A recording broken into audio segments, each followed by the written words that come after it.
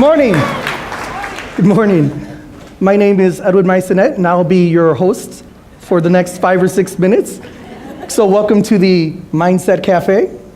When I was first approached with the idea of speaking about mindset, I thought, wow, what a great topic. Mindset affects everything we do, from the time you wake up in the morning, the time you get to school, how you interact with your peers, with your family, with your friends. So I said, ma'am, I need a really, really good title for this. So my first attempt, after much introspection, was Mindset, a Zen life. Sounds good, I thought at the time.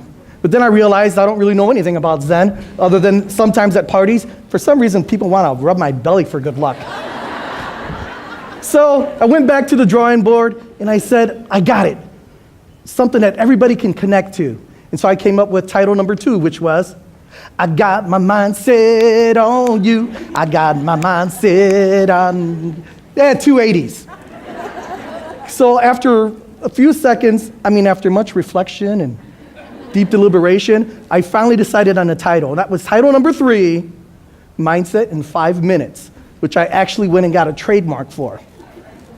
Well, I had an idea for a trademark once before and I missed out on it. You might have heard of it. It was called Abs of Steel. So it wasn't going to happen to me. Anyway, that's the appetizer course, so let's go to course number 2. Of course, the salad course.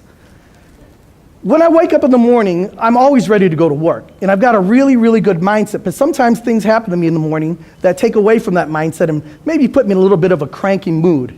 Don't think the kids don't notice either, because they do. So I came up with just 2 ideas to help myself in the morning, and maybe they will help you as well. Number 1 is be organized, and number 2 is be flexible. Short little story for you. One day I decided I'm going to get to work really early. I'm going to make copies. I'll have the copy machine all to myself. And I thought this was the best idea. So I wake up and I drive to work. I get about 3 blocks away, and then I have this doubt in my mind. Did I close that garage door or not? Doggone it, again. So I can't remember, so I turn around and drive back to work, or drive back to my house. And of course, it's closed. It's always closed. It's closed every single time. But I have to go back and check every single time. So I'm in a bit of a tizzy here, but I'm like, okay, it's closed. I'm cool. I got this. Oh, I left my lunch on the counter. Now I'm in a good mood. I run back. I get my lunch. I get back in the car. I start driving away. I'm in this great mood now. And then I have this little doubt in my mind. Did I close the garage door the second time? Curses! Foiled again, right? Turn around, go back. It's closed again. So I drive to work as quickly as I can, jump out of my car, run to the door. Guess who left his lanyard at home?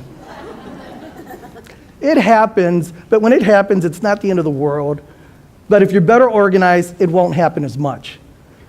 Today I have my lanyard with me. I don't need it, but I have it with me.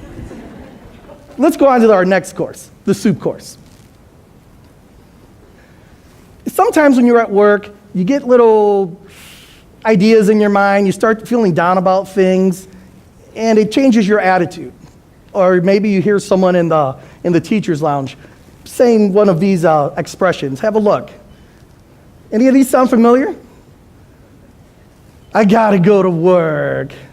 There are so many new things to learn. If I have one more meeting this week. So what I'm doing is I'm trying to replace some of these with new sayings. For example, and you could do the first one with me, instead of saying, I gotta go to work, let me hear ya. No worries, I've got this. Instead of saying, there are so many new things to learn, we could say, actually, some of these new strategies are cool. And my favorite of all, if I have one more meeting this week, why don't we try, if I have one more meeting this week, I'll have enough documentation for my recertification. It's like breathing in and out really deep. You feel so much better about the day. That takes us to our next course, the main course. Anybody who knows anything about me knows that I love studying outer space. I love everything about it. I find it fascinating, and I find that my students find it fascinating. A couple of years ago, there was this mission called the Planck mission, and they estimated that the age of the universe, within a couple of million years, was about 13.82 billion years old. And when I look around and I see all of you here today, We set up this event. This event set itself up. It didn't take a couple months to put together. It took 13.82 billion years for us to be together today. It's a scientific fact. I love studying the natural phenomena in the universe, things like black holes and supernovae and deep dish pizzas. And oh, there's this star. I got to tell you about this. It's called VY Canis Majoris. This star is so massive that if you were in an airplane, a commercial like airliner, it would take almost 1,200 years to go around at one time. I find that fascinating.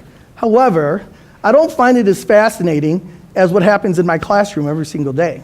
I could have 1 million telescopes pointed out to the stars, but when I see the stars shining in my students' eyes, when they're really getting into a subject, I know that this is the place I want to be, and this is the job that I want to do, and it's no surprise that we've chosen this for ourselves.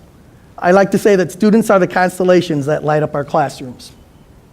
You're probably ready for dessert now. I know I am. So I'd like to leave you with a quote by Shunryu Suzuki, who said that in the beginner's mind, there are many possibilities, but in the expert's mind, there are few. So as you'll go on today to your sessions, try to keep a beginner's mind, and I think you'll enjoy the sessions even that much more. It reminds me of a little story about a Zen master named Nanin. A Westerner went to go inquire about Zen, so Nanin invited him in and said, "Would you like some tea?" He says, "Oh, I'd love some tea, thank you." So he started to pour the tea into the cup, and the cup became full, but he just kept pouring and pouring and pouring. And the tea is just going everywhere, all over the floor. And finally, the Westerner jumps up and he says, "The cup is full. No more will go in." And Nanin just quietly replied, "Like this cup, your mind is full. How can I teach you unless you empty your cup?" Thank you.